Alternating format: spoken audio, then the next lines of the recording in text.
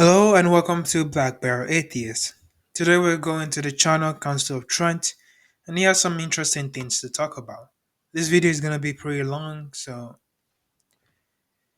that's that. The title of the video is The Weirdest Argument for God's Existence. Now how weird this is going to be, I don't know. Have we heard of these arguments before? Probably, but let's see what Trent has to say. So, what makes an argument for God really weird? Well, most normal arguments for God's existence start from something we observe in the world that points to God. But one argument starts not with what we observe, but with the very idea of God itself. This argument, as my friend Jimmy Akin once put it, claims that, quote, instead of being too good to be true, God turns out to be too good not to be true. The weirdest argument for God's existence is the one that says God has to exist because, well, God. But this is one of those arguments that fits perfectly in the meme where the geniuses and the low IQ people both agree with the profound truth that God must exist by definition, while everyone else thinks that's a crazy idea. So in today's episode, I'm going to give an overview of the ontological argument for God's existence and show how it can be a helpful argument for that case. So let's get started. First, by ontological, we are talking about ontology, the study of being. Oh, I know this. I was putting like I don't remember how long this was, but I wasn't making videos then. My laptop was still down. I was watching like a bunch of videos about the ontological argument, and then I was like, this doesn't make any sense. And I'm like, okay, hold on, wait a second. Maybe this does make a sense. And then I search it up again, watch some few videos, search up the definition, the entire argument. Then I was like, this does not make any sense. Well, let's see what Trent is going to do with this. Being. The ontological argument claims that God just is the kind of being, or God just is being, so God must exist. Therefore, God does exist. The argument's origin can be found in the writings of the 11th century saint and doctor of the church, Anselm of Canterbury. Anselm started with the idea that God is, quote, that which nothing greater can be conceived. If you think God is just a powerful creator of the universe who is made by some other God, then what you are thinking of is not God, because there is something greater than what you're thinking of, the God that made this God. So now that we understand God is that which nothing greater can be thought of or conceived, what follows from this definition? Well, God must have all power, That's an interesting definition of God. all knowledge, and all forms of goodness to be that which nothing greater can be conceived. St. Anselm then goes on to say the following. If that than which nothing greater can be conceived exists in the understanding alone, the very being than which nothing greater can be conceived is one than which a greater can be conceived. But obviously, this is impossible. Hence, there is no doubt that there exists a being than which nothing greater can be conceived, and it exists both in the understanding and. Let's all read this together. I mean, it's a brain teaser at the same time. It's just stupid.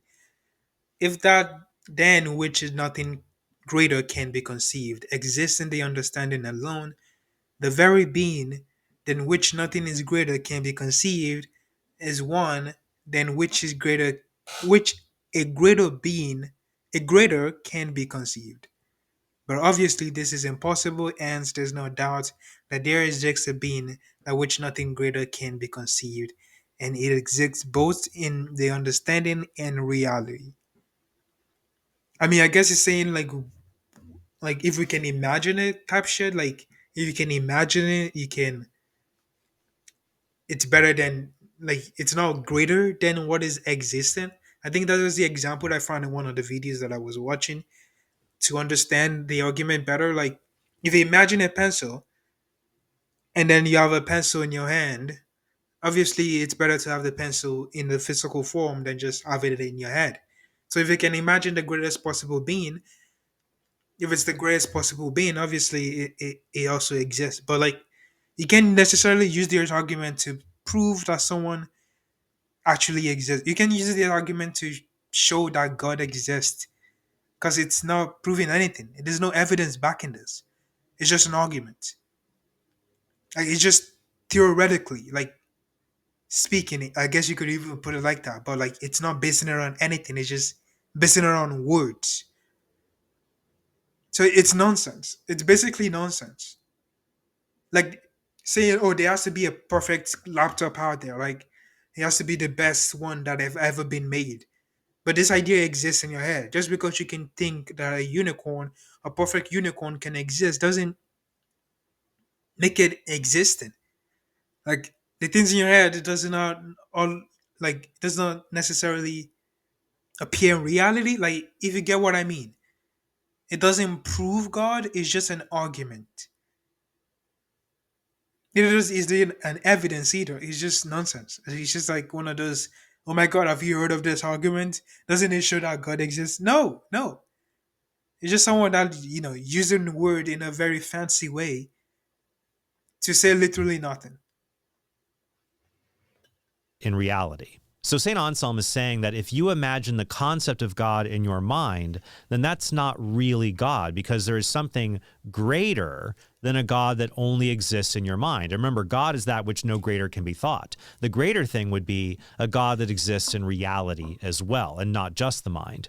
Therefore, since God is that which nothing greater can be conceived, and a God that exists in reality as well as the mind is greater than a God that exists only in the mind, it follows that God exists. But most people, even if they believe in God, suspect that there's something wrong with this deceptively simple argument. One of Anselm's And those contemporaries. people will have common sense.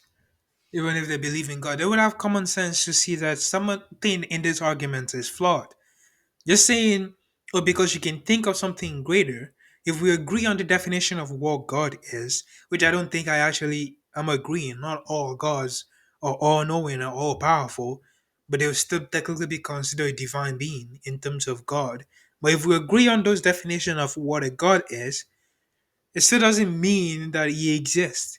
Like if we agree, if we put a random thing in there, like a unicorn, and we agree on what a unicorn is, and we can imagine it, obviously it would be greater to have the unicorn in existence. If you go like it still doesn't change the fact that it's an argument that you can just switch out the entity, which wouldn't prove God or argue for God. A monk named Gonolo, tried to refute the argument by parodying it in order to show its absurdities, a technique we now call reductio ad absurdum. Gonolo said that one could conceive of an island than which no greater could be conceived, but it wouldn't follow that such a perfect island actually exists. Modern atheists often resort to a variant of Gonolo's reply by saying that the ontological argument could be used to prove absurdities, like that a maximally great pizza must exist. You could make the statement that the greatest possible pizza in the world exists, and so therefore there must be a greatest possible pizza, and I don't think there is the greatest possible pizza. So why can't you say the same thing about God? But this actually isn't a fatal objection to Anselm's argument.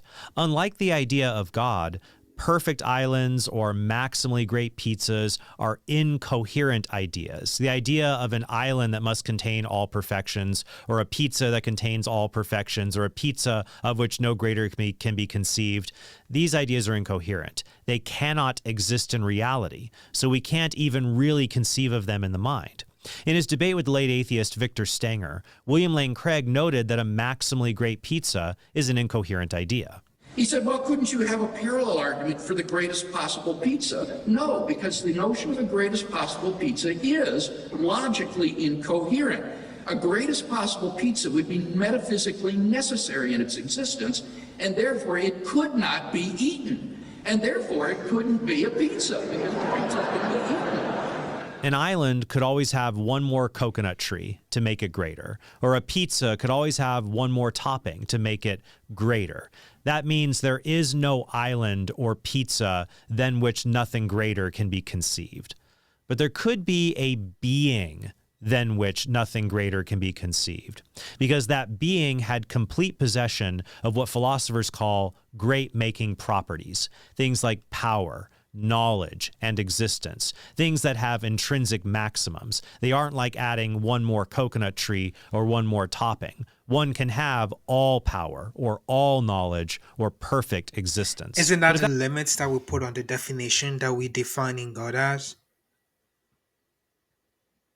Isn't that a limit that we put on the definition? The greatest conceivable thing? It's like saying the most perfect being. Isn't that a limit? Or saying the most conceivable evil being that you can conceive in your head? Does it must exist? But isn't that something that we literally are making up? Guiding the process to say, oh yeah, definitely there's a God.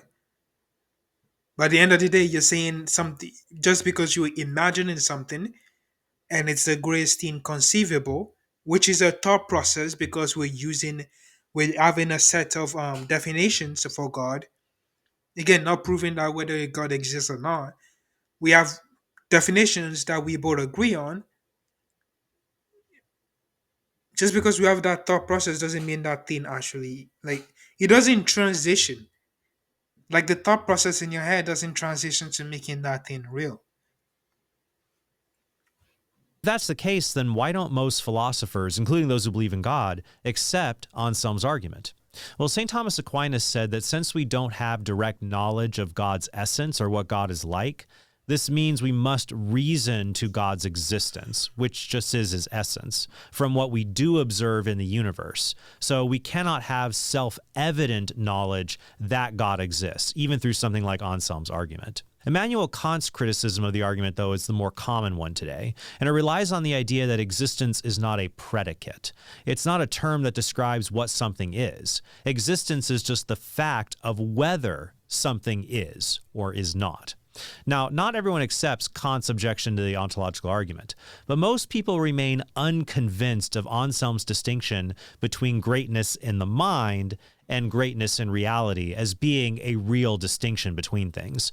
Instead, they view it as just a way of hypothetically talking about things that could exist, i.e., St. Anselm's argument only proves that if God existed, then God would exist necessarily as the greatest maximal being, that which no greater can be conceived. But it can't prove that God actually does exist. Now, in 1960, the philosopher Norman Malcolm offered a Which is true. summary. If I guess if should have been in front. If God exists, then would be the most maximally greatest being of all time, I guess. But like, it's a different. There's a difference between imagining it in your head and saying God definitely exists. It's a big jump, and it doesn't lead to each other. Having a thought process in your head about a certain things doesn't make that thing true. Of Anselm's argument using contemporary philosophical language that focused on the concept of necessary existence, which he says avoids Kant's objection about mere existence not being a predicate, since necessary existence is a unique property that can be predicated. The Christian philosopher Alvin Plantinga did something similar in his 1974 book, The Nature of Necessity, with his version of the modal ontological argument. Modal logic is a system of reasoning that helps us understand concepts like necessity or possibility. If something is necessary, then that means it has to be. There can be no world without that necessary thing. If something is possible, however, then that just means it can be. It doesn't have to be. So, for example, in modal logic, we would say that if something is necessary, then it is also possible. If it has to be, then it can be. Another way to understand this kind of logic is through the language of possible worlds. The actual world is the universe or the reality in which you and I currently reside. A possible world is just an alternative way to describe the actual world, a way the actual world never actually happened. For example, in another possible world, you never watched this episode, or I never even existed. While some philosophers speak of possible worlds as if they were real existing things, sort of like parallel dimensions, most people understand this as just the language of possibility. We use the language of possible worlds to talk about how things could have been different. Jesus, where are we going with this? Where exactly are we going with this, Trent? Where are we going with this? But when we do that, we notice that some things are always constant, no matter what possible world we talk about. For example, no matter what possible world we can conceive of, 2 + 2 always equals 4. We say these truths are necessary. They exist in every possible world. But could there also be a being that exists in every possible world? William Lane Craig summarizes Alvin Plantinga's ontological argument in this way. It is possible that a maximally great being exists, the kind of being who exists in every possible world. If it is possible that a maximally great being exists, then a maximally great being exists in some possible world. If a maximally great being exists in some possible world, then it exists in every possible world. If a maximally great being exists in every possible world, then it exists in the actual world. If a maximally great being exists in the actual world, then a maximally great being exists. It is possible that a maximum great being exists. Okay, I guess that's a sound argument to make. If it's possible that a maximum great being exists, then a maximum great being exists in some possible world, in some possibility, in some outcome. I guess if a maximum great being exists in some possible world, then he exists in every world, in every possible world.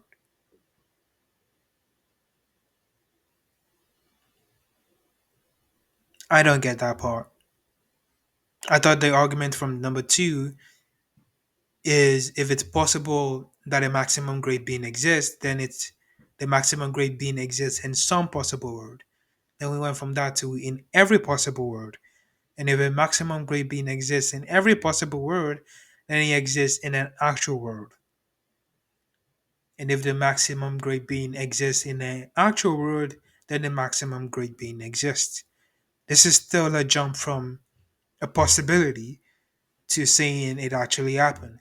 Is it possible that a unicorn exists? I guess. Does that mean a unicorn actually exists? This is still a thought process leading to you saying this being actually exists. No, that's not how it works. If you want to switch it with a unicorn, it is possible that a maximum great horse exists.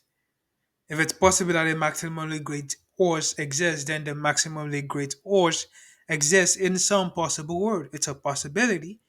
If the maximum great horse exists in some possible world, then he exists in every possible world. You could switch out with a unicorn. But if the maximum great unicorn exists in every possible world, then he exists in the actual world. If the maximally great being, great unicorn exists in the actual world, then a maximum unicorn actually exists. It still doesn't make any sense. It still doesn't mean we have a unicorn. It still doesn't mean anything. It's still a possibility, but you have to prove it. You have to actually show evidence for it. This is why it's stupid to have just bunch of dumb argument for God existence when we don't have any evidence. And in the Bible, he's just showing himself every 2 seconds. It's stupid. While we have people like the Council of Trent just doing fucking 17-minute videos, long and boring, explaining the most stupidest thing, trying to make sense out of the a stupid argument when God can just show himself and like solve all of this and relieve all of us of doubting, and we still have a choice in whether to choose him or not. But like in the Old Testament, it was dancing around like sending fire, flooding the entire planet. Now he's nowhere to be found. We have people like Council of Trent just making dumb arguments like this, trying to make sense of stupidity. It still doesn't make sense. The possibility of God, this is technically a sound argument, I think, to an extent. Like, this is a sound argument from the follow up to the bottom, but it still doesn't prove or show that God exists. Therefore, God, a maximally great being, exists. So if it is possible God exists, then God must exist in some possible world or description of reality. If it's possible, it exists in one of those descriptions. But if God exists in one possible world, then God must exist in every possible world, because God, by definition, is that which exists in all logically possible worlds. But the actual world is a possible world. Remember, if something has to be, then it can be. So that means God exists in the actual world too, so God exists. According to atheist Arnold Gaminsky, it is generally agreed that the argument, Plantinga's ontological argument, is formally valid. And I think that it is fairly obvious, assuming that a maximally great being is defined as a maximally excellent being that exists in every possible world, that if a maximally great being exists in some possible world, then that being exists in all possible worlds, and therefore in the actual world. So that's it. God exists. Game over, atheists. Not so fast. Some philosophers have challenged premise 3 of the argument and its reliance on the S5 axiom in modal logic, specifically the claim, if possibly necessarily A, then necessarily A. But most philosophers set their sights on the argument's first premise. It is possible that a maximally great being exists.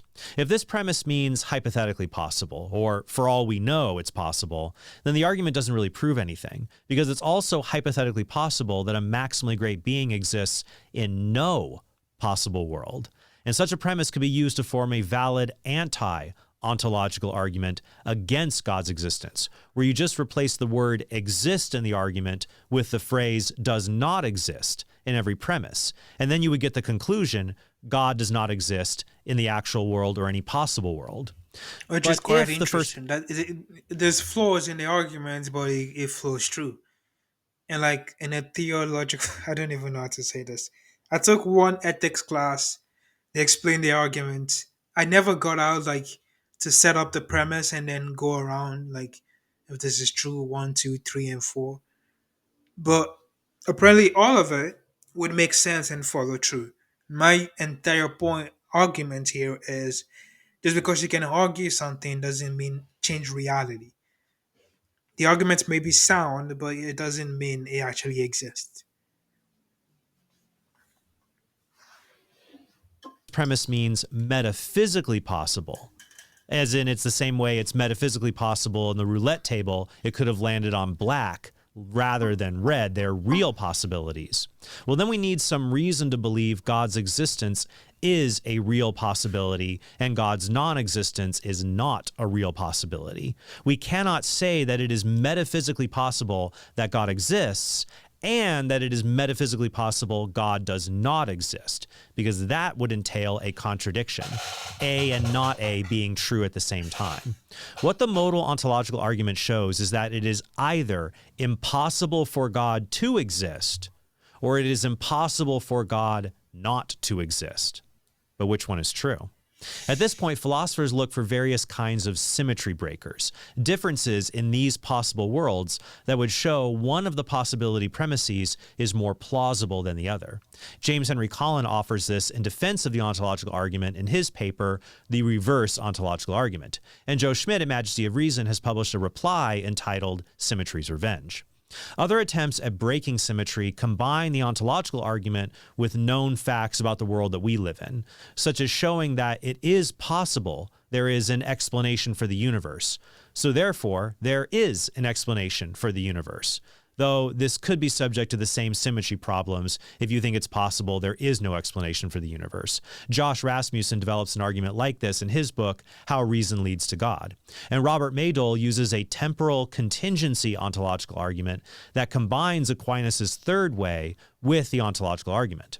The philosophers Brian Leftow and Alexander Pruss, however, believe that the ontological argument can be strengthened by noting that people's experience of God supports the premise that God is a real possibility, because people don't have experiences of metaphysically impossible things or logically. Yeah, but people have feelings of different things.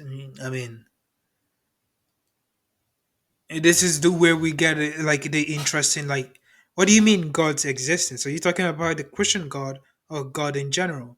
If so, why do different people with different religion also have the same feeling that the people in church also get when they go to mosque, when they go to wherever they go to worship and praise their God, when they get the same feeling as the people in church do. And the people that don't even believe just listen to music and they also get similar feelings when they're in church. So what about that? Are we supposed to count that too? It's hard to measure feelings, people. I don't know what you want like everybody else to do. Just be measuring feelings on counting it as it matters when it comes to like or like whether God actually exists or what is true. I mean, your feelings are true. It's just like in terms of whether you don't like the fact that 2 plus 2 is 4. It doesn't change the fact that 2 plus 2 is 4. I know.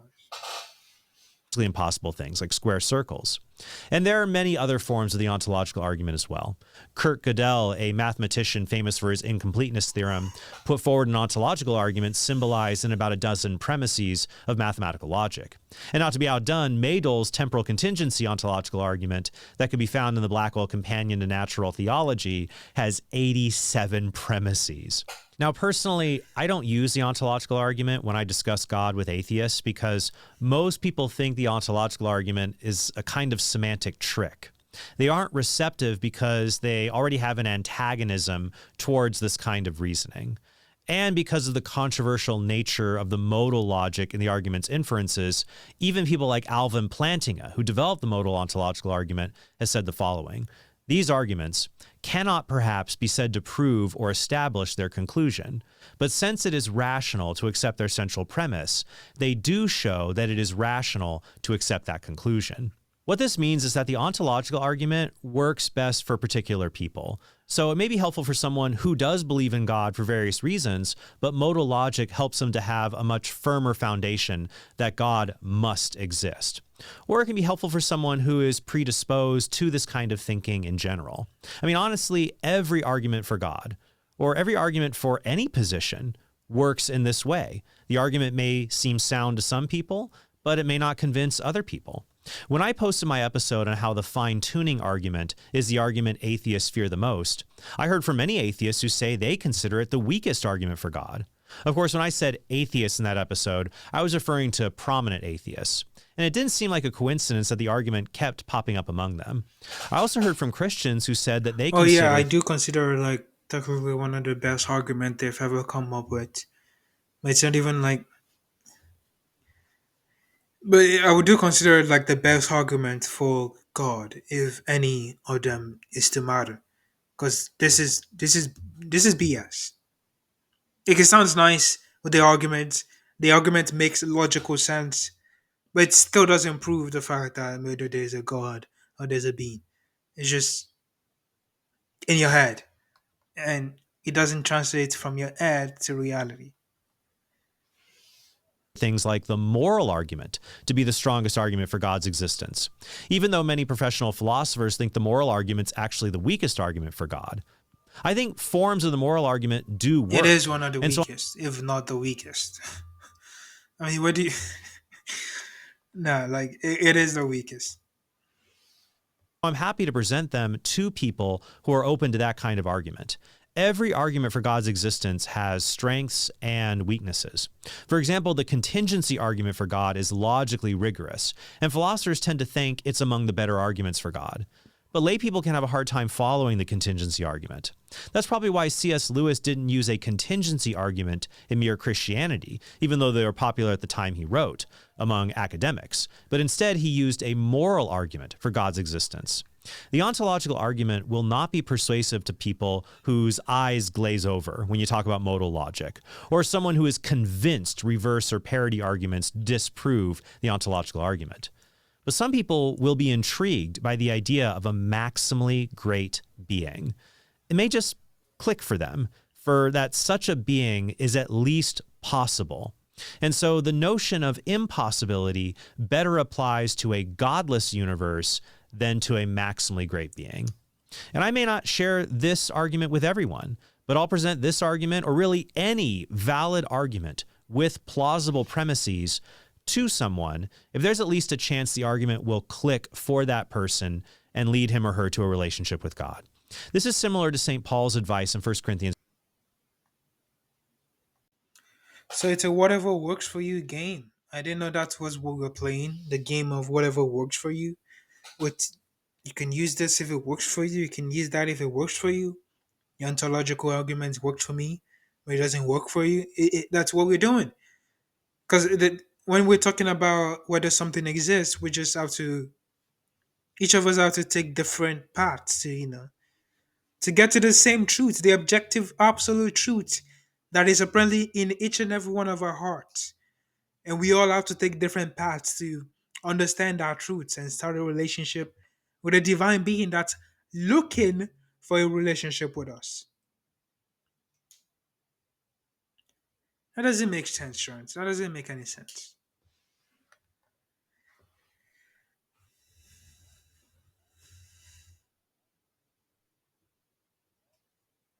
Chapter 9. I have become all things to all men, that I might by all means save Save some. some. I do it all for the sake of the gospel, that I may share in its blessing. Save some. I think one of the verses that Christians love to ignore, which is quite it's mind-boggling. Christians love to ignore. I think the Calvinists are the only one that don't ignore the fact that Jesus basically stated that the way to heaven is quite narrow and very few people are going to get into it. And the gate to hell is big and a lot of people are going to take that road. Basically saying that very few people are going to be saved. I'm sorry, if we mix that to the fact that God created all of us knowing that very few people are going to be saved, why? Just why? But no, Christians would ignore this. They can never connect that. Because once they connect that, the entire faith is most likely just done. Or they become Calvinist, which most of them are not.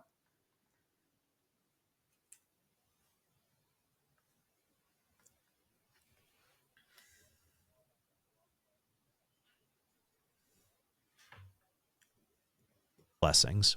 If you'd like to learn more about the ontological argument, check some of the links in the description below. And if you'd like a sophisticated philosophical defense of God's existence, check out Ed Fazer's book, Five Proofs And for the that's all they Existence of have, God people. and the Best Arguments. Argument for God by Patrick The Flynn. arguments can Thank go you a guys. long way in terms of convincing someone that something makes sense, but it's not all you need. You can't just argue with no evidence. You can't just speculate about things and you expect someone to base their entire life off of it. Speculations are nice. Let's speculate all day in a conversation. But when we're talking about what we want to base our entire life on, what you want to teach your children in the future, how you going to live your life, you want to base that on a speculation that maybe a God exists? It's make believe? No, that doesn't make any sense. You have to make the argument based on evidence that we have. We just don't have enough to go if a God exists in our head, then it definitely exists in real life. That's my opinion of the ontological argument. It's not just the weirdest argument, it's the stupidest one of all of them. It sounds nice, but it doesn't make sense when you think it when you actually look at it. The argument may be sound, but it still doesn't change the fact that it doesn't prove God. Thank you all for watching. If you liked the video, please like, comment, and subscribe. Have a lovely day, people.